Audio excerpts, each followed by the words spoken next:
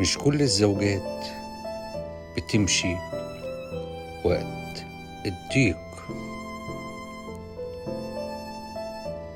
دي واحدة اختارت تفضل.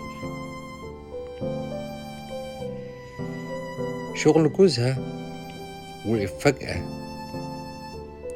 لا دخل ولا أمل واضح. حاول يدور على شغل، باب ورا باب وكلهم مقفولين. ثقته في نفسه قلت وسكوته زاد